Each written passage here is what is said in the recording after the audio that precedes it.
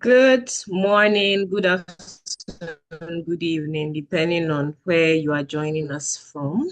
This is the Global Chamber Accra Chapter Monthly Meetup. And today we have a very interesting discussion on visas to the US. So us today, um, joining us today is Mr. Nicola Milinkovic. So Mr. Nicola is a professional, an immigration professional. He works with AIFS and he is in charge of the Professional Pathways Division. So today we are going to discuss the opportunities available for the J1 visa currently.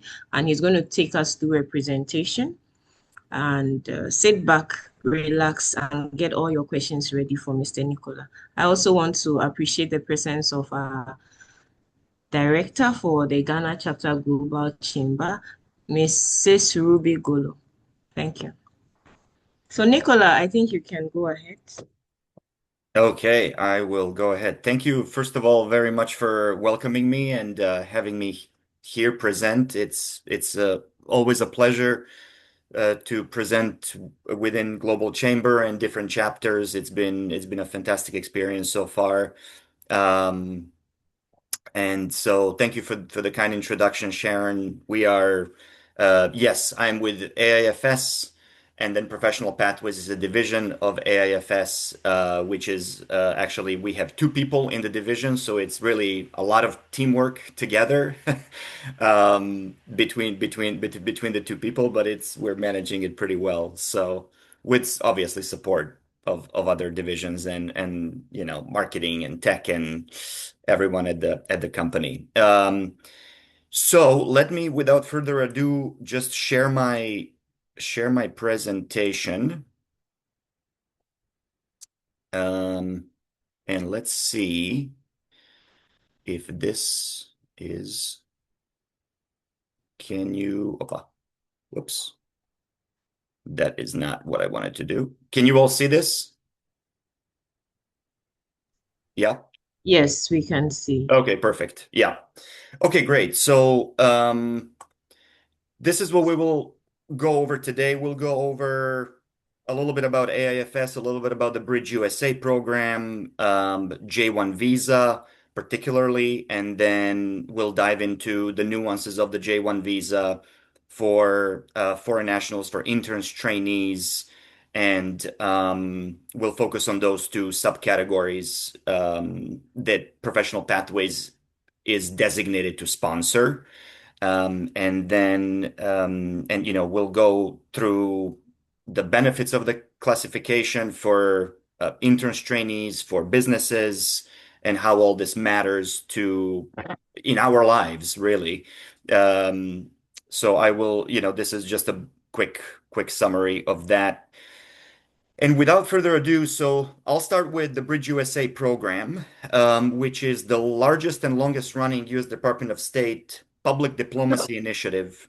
Um, excuse me, Nicola, yeah. if you can zoom in a Yes. bit, Oh, yes, so that yes. it's a bit larger Yeah, at yeah, the absolutely. slide. Yes. So, yes, that should Oh, work. is that good?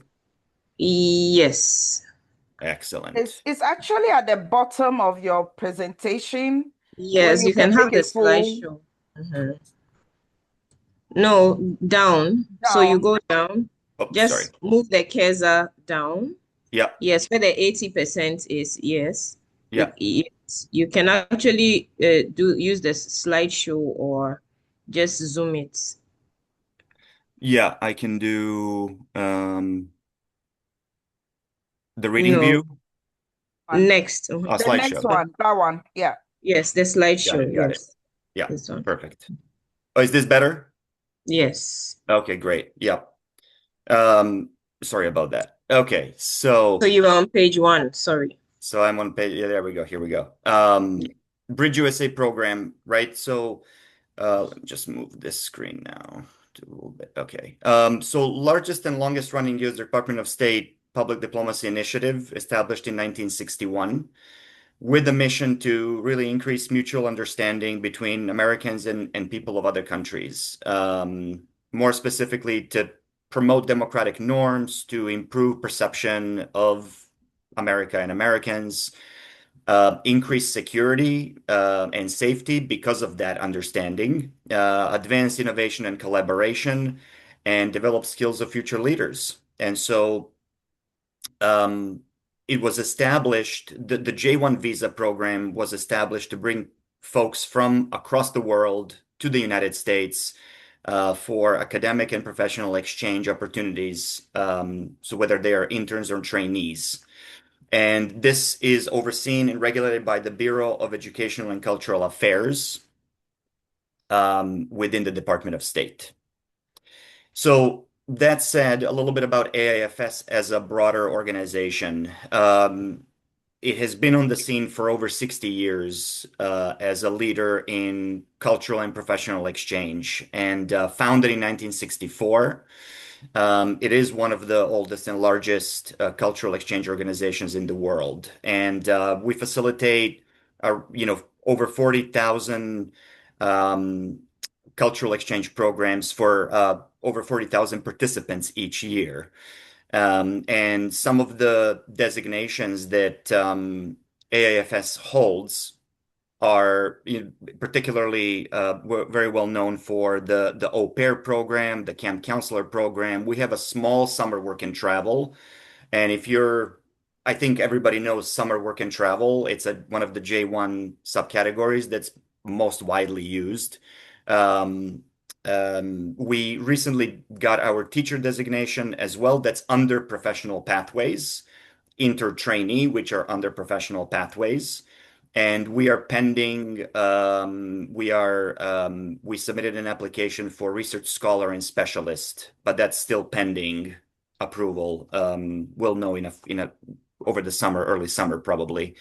And that would also be under AIFS professional pathways. Um, we do have offices in 6 countries and programs in 30 countries around the world. So these programs are a combination of training, college study abroad, internships in the US, au pair and camp counselors coming to the States, high school study travel abroad and into the US. And we do provide health insurance for all our participants coming to the States. We have a health insurance provider in-house, so everyone is covered by federal regulations. That's one of the things that we offer for our interns and trainees coming from abroad is that's one of the mandatory things. They have to be enrolled in health insurance here. So now a little bit about professional pathways, which is a division of AIFS, specifically managing interns, trainees, and teachers as of recently.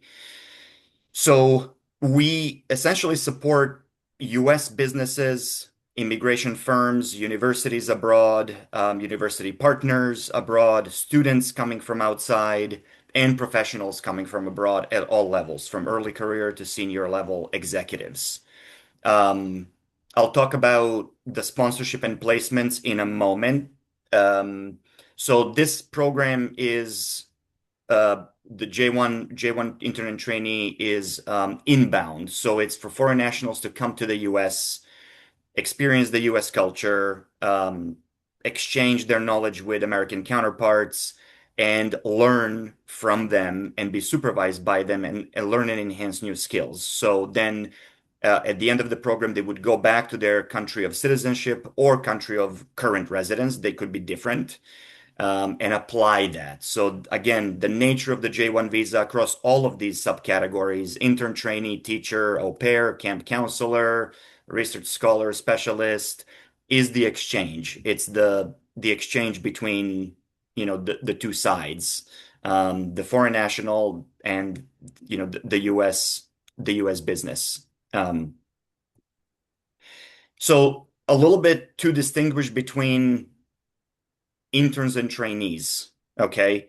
Um, so interns are typically interns, right? Students who are currently enrolled full time in post-secondary education outside of the US.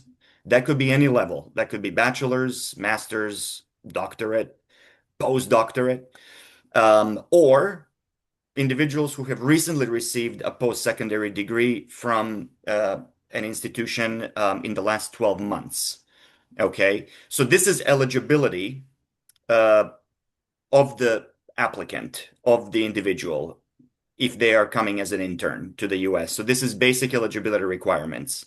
So they must be minimum of 18 years of age when they come to the US, non-US citizen, right? So this is a visa meant for foreign nationals. Be able to demonstrate English proficiency, and they can stay in the US anywhere between 3 weeks to 12 months.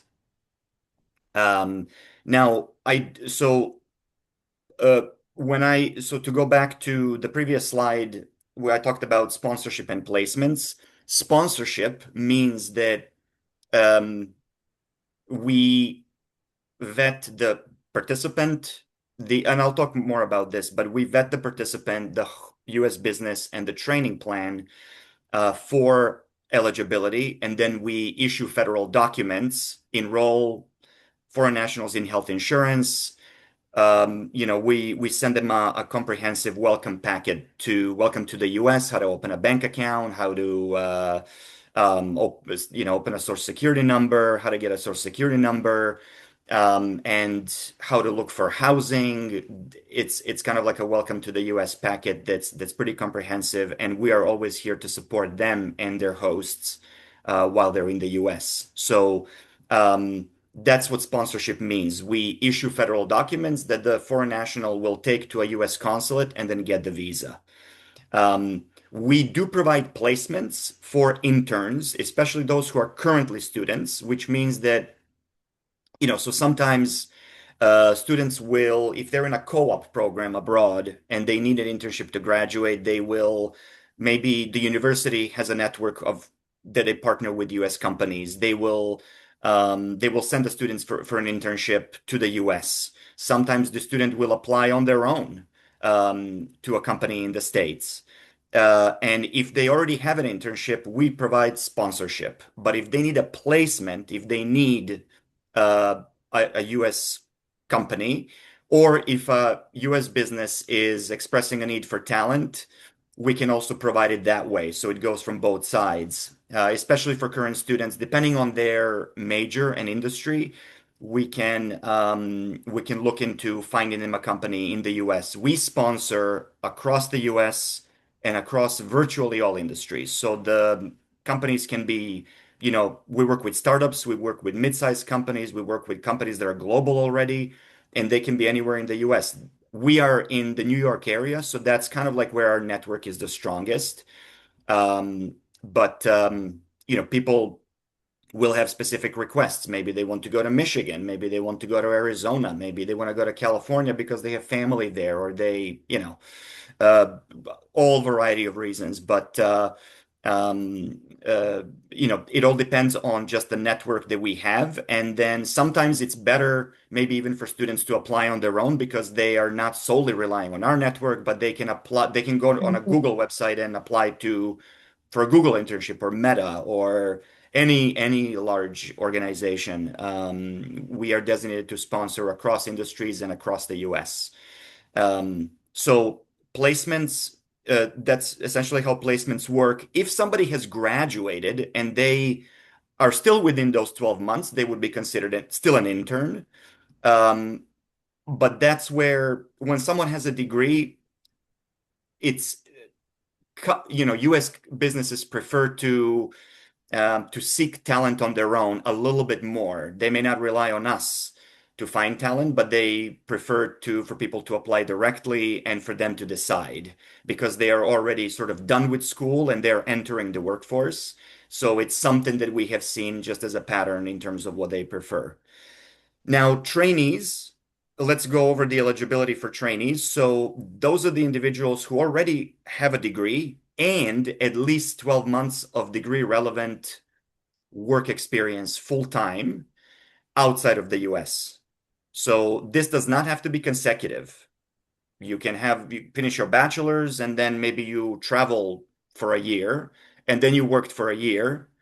and then you would be eligible as a trainee. So it doesn't have to be consecutive in that sense. Even those 12 months of work, they don't have to be consecutive. You know, if you worked for 5 months and then you took a break for personal reasons, and then you go back and you work for another 7 months, that counts as long as it's full time and relevant to your degree. So if you studied finance, but then you know, you work as a cashier at a corner shop for 12 months. I'm not sure how how related that would be, but so it needs to be meaningful. It needs to be related to the degree for it to count. Full-time internships can also count towards the 12 months. Unpaid work can also count towards the 12 months, but as long as that eligibility is met. For individuals who do not have a post-secondary degree, right? A lot of people have a high school degree and they start working right away. Um, they would need to have at least 5 years of full-time work experience outside of the US. And it doesn't have to be in the same country either, right? Some people move, maybe they spend 2 years in Portugal, 2 years in Ghana, 2 years in Cameroon, but they're from Germany. You know, that's okay. Um, Again, when they to be eligible, at least 18 years of age, non-US citizen, and again, demonstrate the level of English proficiency. Trainees, because they can be from early career to senior level executives, they can stay up to 18 months in the US. And for trainees, we do not provide placements. So that means they are responsible for finding their own traineeship in the US. And then we can provide sponsorship. Certainly, that's the core service that we provide, but we do not provide placements for trainees necessarily. Perhaps in some specific situations where the companies would be open to it, and that if an industry is really strong, where we have a very strong network, then we can potentially look at that. But typically, we do not provide placements for trainees. One nuance to this is that if folks are, let's say they're eligible as trainees and they train in hospitality, they hospitality sector, the maximum duration is 12 months, not 18, unless they're at a managerial level. Then it would be 18 months of maximum stay. So there is a nuance within hospitality sector for trainees. That's just just one thing there. Um, so what does this really mean for people, right?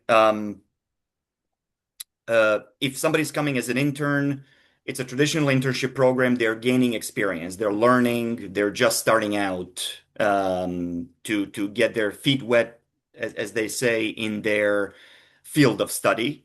Um, if they are coming as, for example, as young talent or new hires, so let's say they already have a degree and they qualify as a trainee, if they're eligible as a trainee.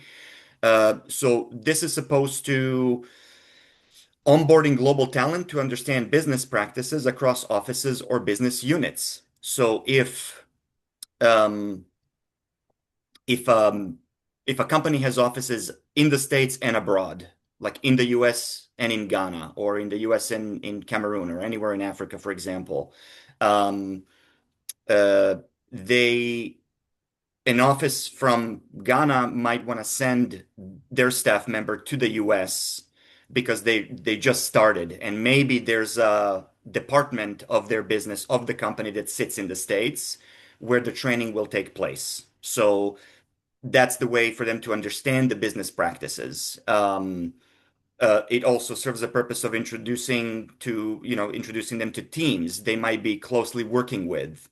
It allows them to experience just the US mentality, teamwork, strategies, technologies, American culture.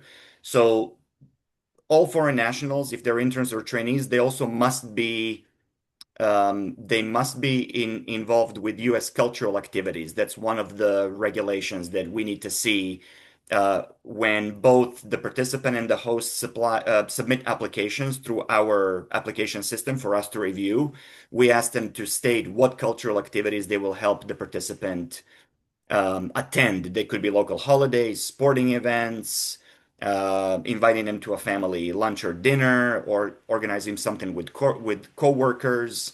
So we do need to see that they will be experiencing the American culture, not just learning and about the professional environment and actually how business is done. If it's mid to upper level professionals, so again, people with 20 plus years of experience still need training, right? We know that. I mean, learning and development, we live and learn. So um, this is a great way for them to come to the US.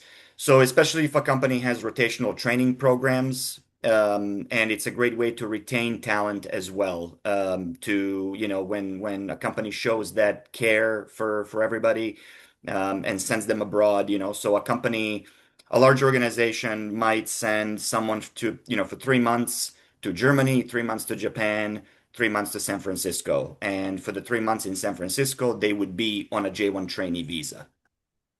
Okay.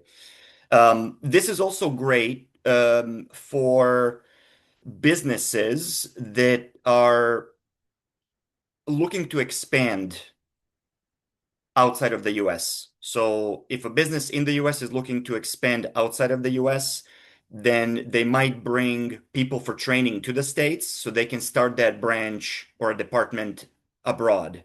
If a company has a product abroad and they have staff in Ghana, in Cameroon, or anywhere else, and they're looking to train that person in the US so they can send them back with newly acquired skills, that's exactly when something like this would take place. So, and then when it comes to interns, some companies really have that corporate social responsibility, and they have a strong practice of hosting foreign nationals.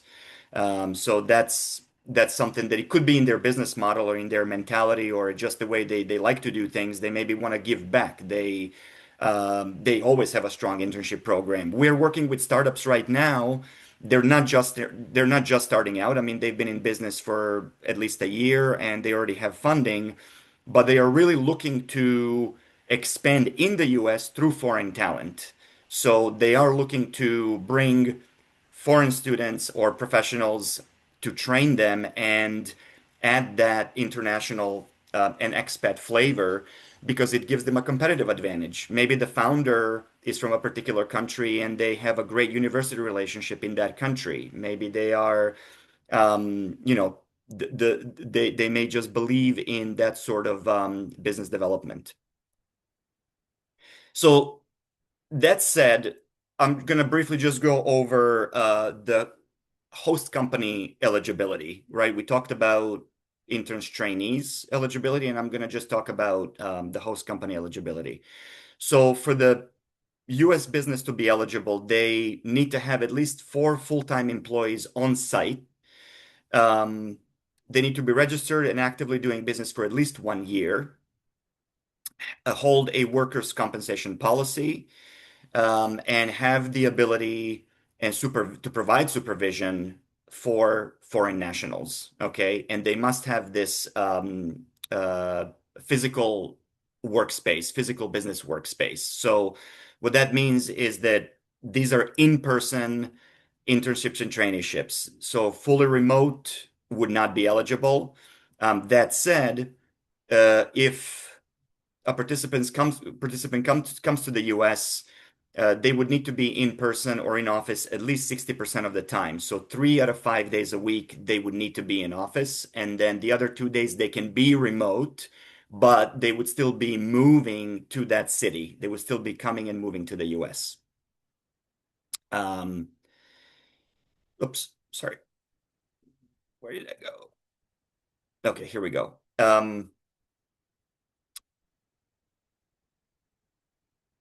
That is, I'll just leave it at that because I've covered a few of the other things earlier.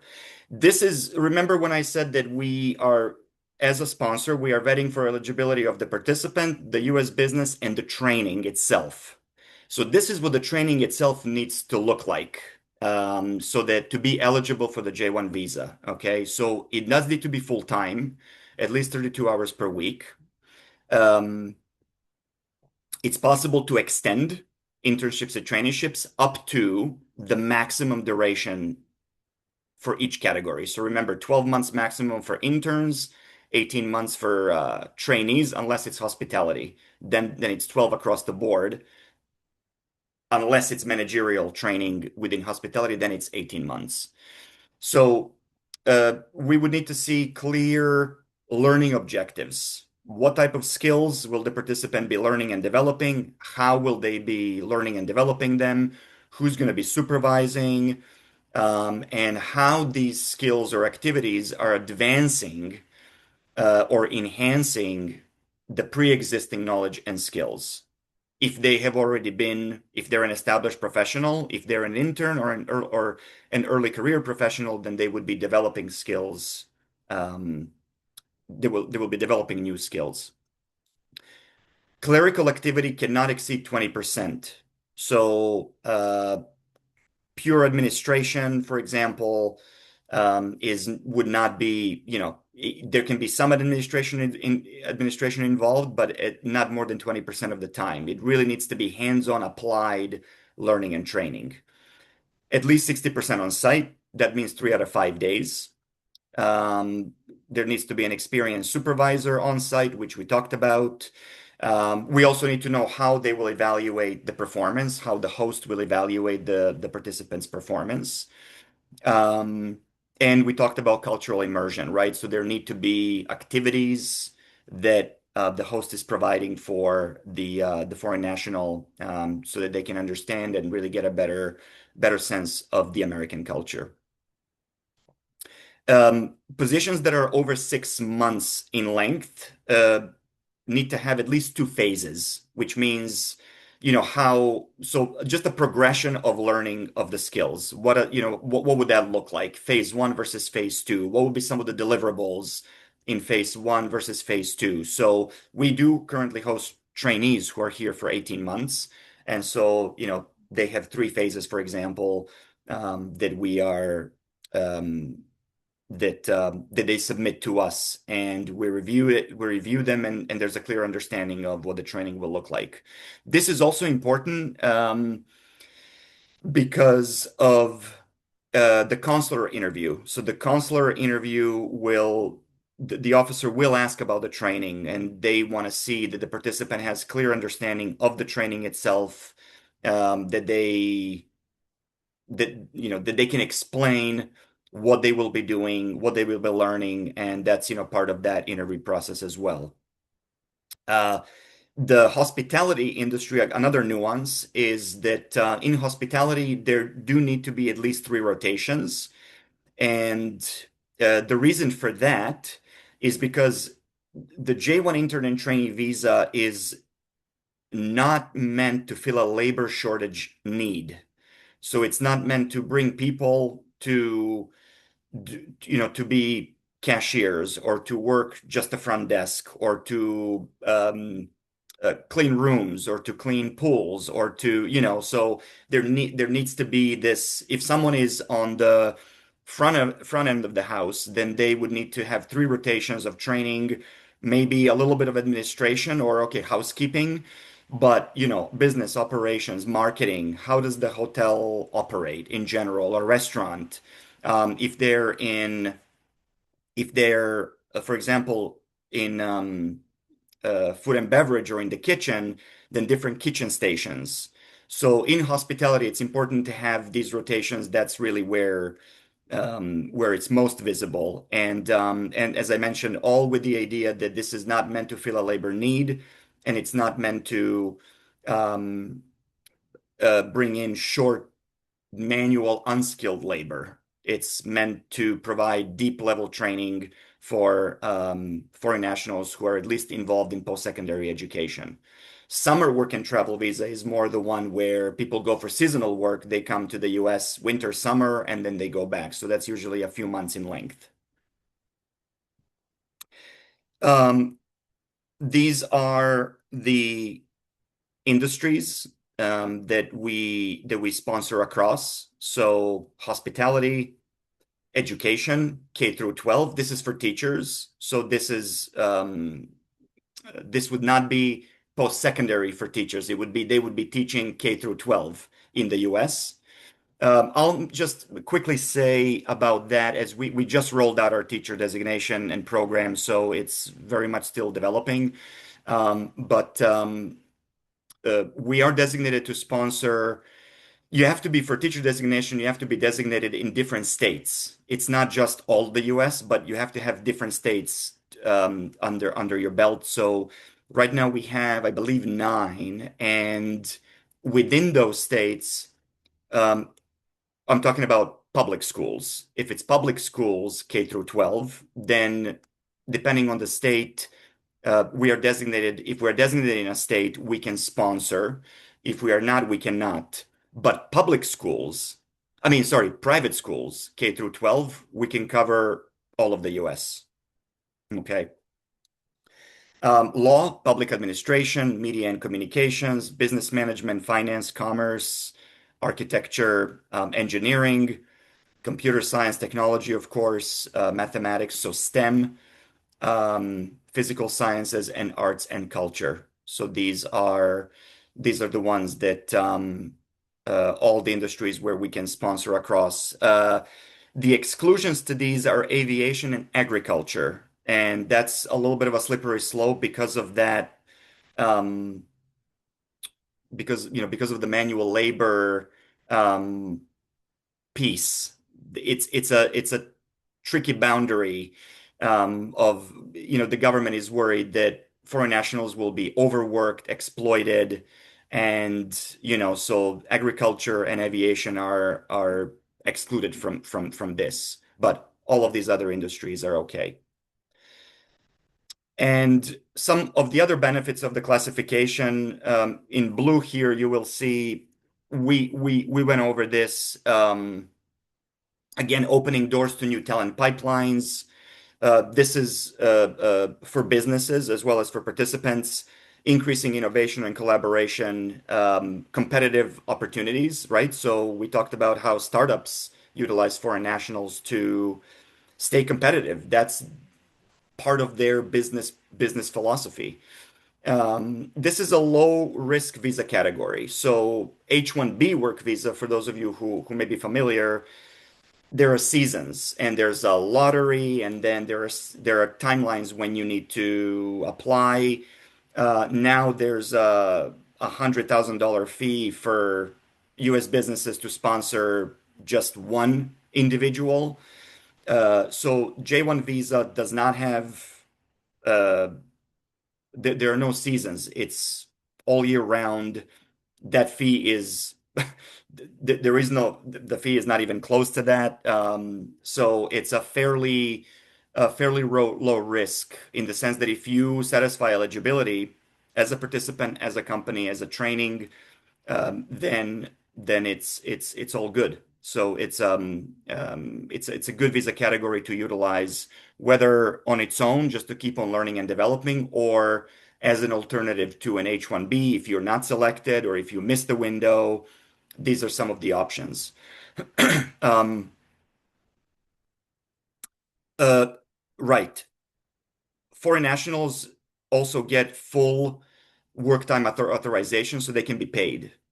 For interns, there's no law that says interns must be paid, but we have seen companies more often than not provide either stipends or an hourly rate that's at the industry standard, which is another thing that needs to happen. Trainees are paid always because they are work professionals. So this comes with a full-time work authorization. J1 visa holders can um, bring dependents, whether children or spouses, and then they can also apply for worker authorization through them. Um, we talked about extensions. They can be extended up to that maximum duration, 12 months or 18 months in terms of trainees. And um, that's about it. When it comes to, I'll just briefly talk about our process. But I'll leave the website at the end where people can read more. For us to process there, we have two options. There's a standard processing this is on our end, that takes about 3 to 4 weeks. We can also process in an expedited way for 1 week, but there's an added fee to that. And we also just need to factor in consular wait times and social added media vetting that all consulates are doing for all visa categories across the world. So for someone who has an opportunity in the US already and just needs sponsorship, we advise 3-ish months in advance to start the process for stress-free processing. If someone needs a placement, then definitely 4 to 6 months would be what we advise. And so, as I mentioned, we also provide health insurance. We There's a fee for that, but it's an incredible deal because we have a provider in-house. And so, these are some of the timelines in terms of what we would advise, but it's an ongoing opportunity throughout the year. There are no seasons for J1 visa. So whatever that convenience is. And these are just the website, afsprofessionalpathways.com, and then my email if people have a question, or even if you would like me to review a resume for eligibility, or someone has an internship or a traineeship offer in the US, and they would like us to review the training plan just preliminarily, resume, training, look at the company, and say, yeah, this meets basic eligibility requirements before we even go into the process. That's free of charge. We can always do that or answer any questions. They're always available for that. So that's no problem at all.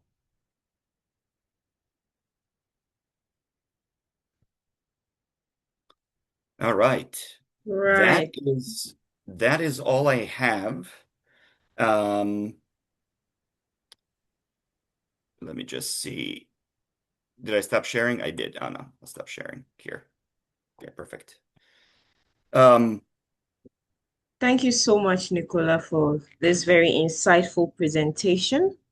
Um, I believe the audience here would have some questions. Please, if you have any question, just show by raising your hand in the Zoom should chat. I leave the website and the email up? Yes, yes. So let's do that. All right, perfect. If there are any questions, I'd like to see by show of hands.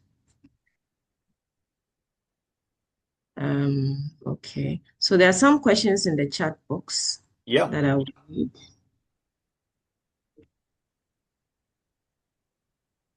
Sharon, will you read them? Yes. Okay.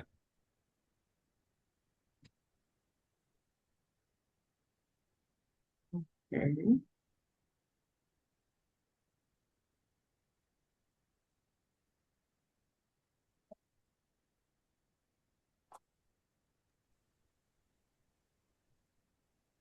I can help with the first one. Okay, Ruby, go ahead. So there's a question from Nicholas. So Okay. he said he would like to know how the restrictions announced by Donald Trump might impact the J1 visa program. Would they affect this project anyway? He just want to know in terms of the travel restrictions. Yeah, great question. The question we get every day. A few things there. I mean, in terms of, we would need to look at each participant's country of citizenship and see if they are on a current travel ban list, whether it's full ban, meaning across all visa categories, or a partial ban for certain citizens, for particular visa categories, maybe like more immigrant visas, like permanent residency, if the people are looking to move to the US, or non-immigrant visas as well. J1 is a non-immigrant visa. All the H1B is a non-immigrant visa. Tourist visas are non-immigrant visas. So it really depends on just each country of nationality. That's something that at the time of expressing interest, we can look at and see what the latest news are in that regard. Um, Outside of that, the big impact of the current changes in immigration are with consulates abroad. I mean, there is still a lot of interest from individuals, especially in hospitality and tech and STEM, to come to the US. But depending on the region of the world and the country, the consulates could be just, a lot of delays. They could be backed up. They could be understaffed. Now they're all implementing this 2 week or up to 2 weeks social media vetting, which means that all applicants for all visa categories need to leave their social media on public or open profile to, so that they have access to it. And that can all cause delays, which is why we advise at least 3 months prior to starting the program would be good to if you already have an internship or a traineeship offer. Um, so that's the biggest impact is with consular delays and slower processing. Um, but before that, I would say, yeah, just looking at the travel ban and if each country of nationality is subject to that. So those are the biggest impacts of the current changes. Not so much on, to be honest, not so much on us as a sponsor. We still have our federal forms allocated fully, so everything is going smoothly. There are always debates, always how to improve things, always, trying um, to fight for best conditions for for all the sponsors within the Department of State. But we are seeing the biggest impact on the travel ban and consulates abroad. Brilliant. Thank you, Nico. There's another one from Benin. He wants to know what is the cost related to you assisting, with an application. Yeah. I would say go to the website. That probably would be the best. I'm not gonna go over that now. But do go to the website and check that everything is laid out there. You'll see about, the mandatory fees, the optional fees, and even what documents are required from participants as well as host companies. So I would say that's the best way where everything is laid out. Is the best way to check there. Okay, thank you. There's another one with a master's degree and stable profession. Do you still need another documentation to fulfill the English language requirements? Yeah, good question. So we can assess that a few different ways. If a participant has been interviewed by a company in the US as part of the selection process, let's say, so they're an established professional, so they're a trainee, right? Let's assume they're a trainee. They would satisfy that eligibility. Um, the If they have been interviewed by a host, then the company itself would establish, okay, can this person communicate in English? Can they, go through the training in English because everything will be in English? Can they function within our space, within this particular industry and what they will be learning in English? So that's one way to assess it. Another way to assess it is for them to submit English assessment scores, like TOEFL scores, for example, and as part of submitting documents on the participant side of the application, that's for us to review. Or I can set up an interview with them for 30 minutes, assess their level of English, their motivation to come to the US, what they will be learning. That's another way to assess that. So we can look at that a few different ways, but ultimately, yes, they would need to be able to, I mean, more or less, there are differences, right, between the levels of English, but they need to be able to function in their learning environment. But also, if they, God forbid, they find themselves on their own in an accident, or they need to report something to the ambulance or to the police, or they witness something, can they communicate that clearly? Can they look after themselves without when they're on their own or after someone else? It's important for them to speak the language for that reason, and also to pass the consular interview as well. So yeah, it is an important piece.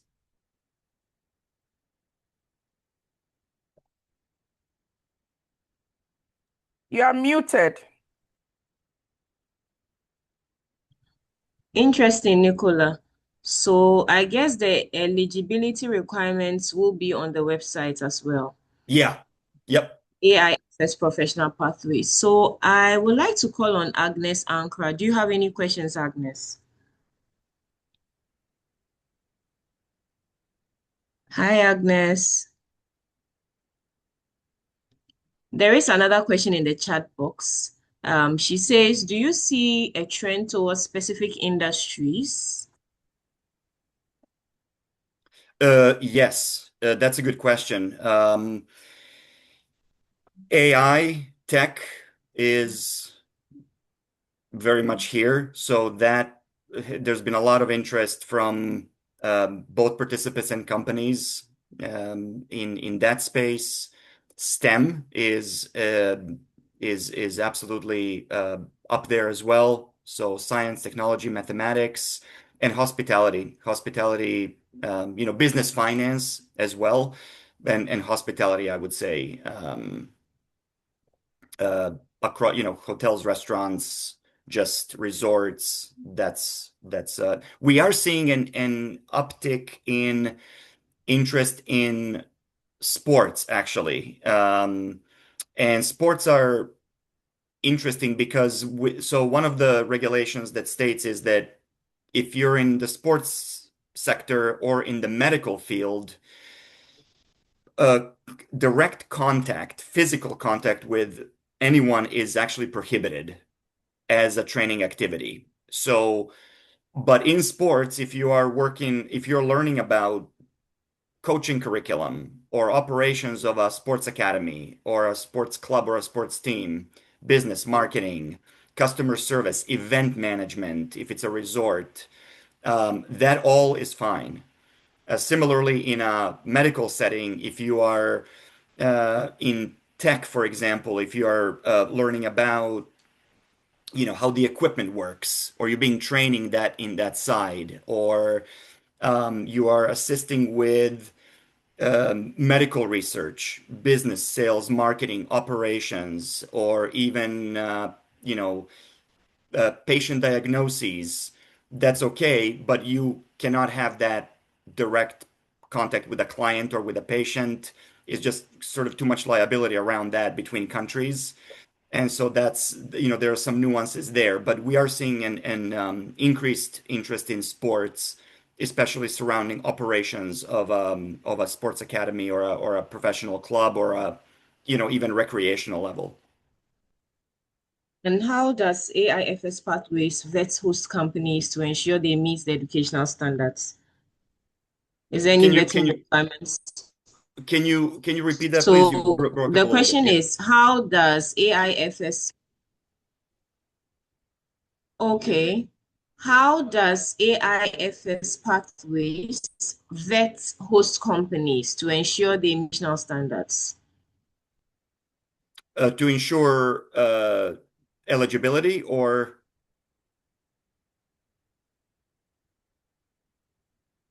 is that? Yes. So, for example, I think the question is around the companies that you're working with. How Yeah. do you vet them to make sure that they meet the standards Oh, yeah, for the yeah. trainees and the interns? Right, right. Sorry. Yeah, I was just trying to understand if it's the training or the right or the company. There is basic eligibility on the company side, that they must be, in registered business at least for a year, that they must have at least 4 full-time staff members on site. They can provide supervision and training. And so we vet for that during the onboarding call with the company. That's a mandatory call. It's a one-time call with us as a sponsor with every new company we work with. That's a federal regulation that we must conduct. So if the company is a smaller company, then we might conduct a site visit where we go to the company and check if is this a viable training place, office space, common areas, you know, proof of business registration of business in practice, logos, marketing materials. So, and we will go through their website as well. So it is an approach, a comprehensive approach from different angles where we check and vet for the company eligibility, so that they are eligible to host foreign nationals. Interesting. Interesting. So please be reminded that Global Chamber also has student membership for those interested. So reach out to Ruby Golo, our executive director, or myself to inquire about the student membership. Also, there's another question here which says that, Portia, would you like to speak? Hi, can you hear me? Yes, Yes. Portia, please go ahead. Okay, all right. So my question is, based on the various tracks that you have, for example, the young talent plus new hires, and then mid to upper level professionals, and then the interns. Which of them has the highest approval rates for professionals with 1 to 3 years work experience from Africa? Thank you. Yeah, if they meet these essential eligibility requirements or basic eligibility requirements, we have seen everyone get approved. I mean, we've only had a couple of denials from particular parts of the world where, it's a bit of a nuanced, certain countries have high visa denial rates anyway, especially, in Asia. So, uh, there has been really no difference in interns versus trainees, early career to senior level professionals. They have been, if it's a eligible, viable training, the U.S. business as well as the participant meets eligibility requirements. It's something that it's a high chance of approval, especially after we issue federal documents inviting the consulate to provide the visa. But also the consular interview, we can coach people for the consular interview as well, but it is ultimately at the consular officer discretion to approve or deny a visa. So it does help to have a sponsor, of course, which you must have. So that's one of the things I didn't mention. U.S. companies cannot sponsor on their own. A designated sponsor must be involved. And so that's the role that we fill. But ultimately, the decision is with the consulate. So we can coach people how to go through the interview and what to say, how to appear in a confident fashion so that they get approved. But we do have a lot of interns, students. We do have professionals as well. And so far, there has really been no difference in terms of approvals or denials based on the level of education or professional expertise. Ethel Fiato, please ask your question. Hello, good afternoon, everyone. Mr. Nicola, thank you for your presentation to us. I just have one question, but the second one is more of a suggestion or an input to Ruby. So I'll just go ahead with the question.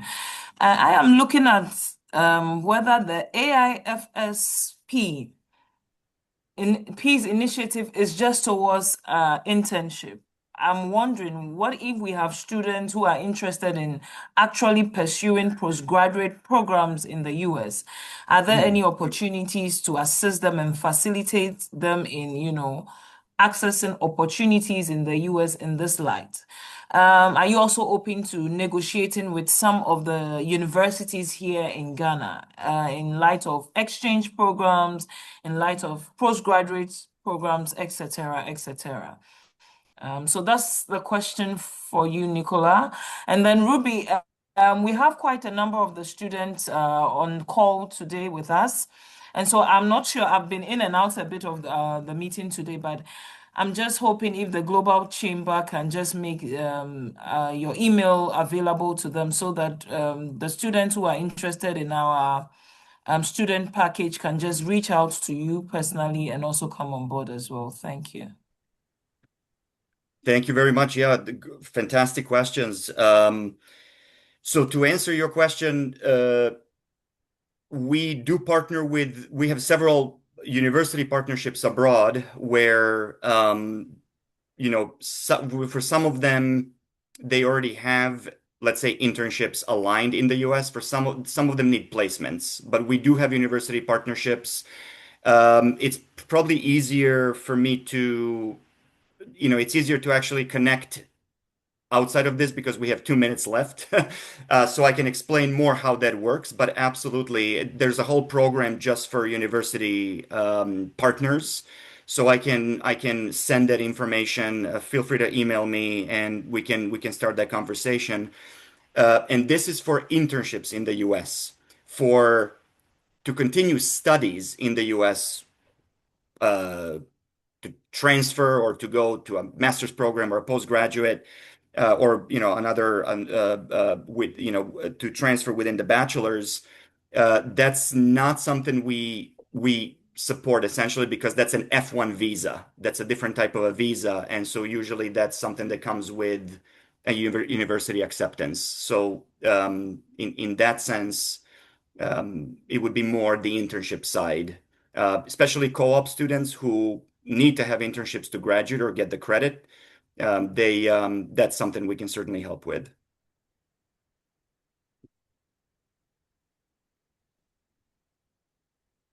If that makes sense. Yes, Surely. please. That's perfect with me. I will reach out to you via email. Thank you. Thank you so Yeah, much, Nick. sure. We are at the top of the hour. Thank you, Nicola Milinkovic, for such an insightful presentation. I think most of the news we hear has been around immigrant visas.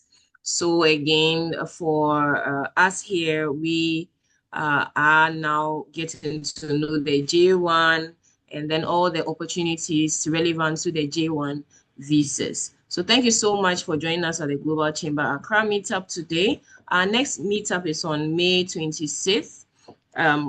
And so we would invite you to register on the website for our event on the May 26th. In the meantime, you can go to aifsprofessionalpathways.com and do all your research. You can also reach out to Nicola, whose email is highlighted here. I have also shared the contact of Ruby, Global Chamber, and myself. If you need to reach out to the Global Chamber to discuss your membership as a student, we are happy to welcome you. Please, do you have anything to say, Ruby? Not much, just to say thank you to Nicola and yourself for a wonderful section today. Very interesting. Our doors are open. Anyone interested to know more, feel free to reach out to us and we'll be happy to help. And we look forward to seeing you next month, May 26th. Anyone who is involved in board, corporate board, or desiring to become a board member or somehow, we'll recommend that you come along next month to learn more. Thank you all, and have a Thank you. Thank you both very much. Thank you for the invitation. It was a pleasure. thank you for your time. Thank you, Thank you, everybody. Nicola. Thank you for your time. Thank you, We everybody. We'll appreciate see you you on all. Yeah, I will stay Yes, all on the for love, all the hearts. I'll stay on for a few minutes. If anyone wants to talk, we'll be happy to talk to them. Otherwise, Yes, enjoy the rest of your week. your week. The registration for the next session is in the chat box for all interested board people. Right.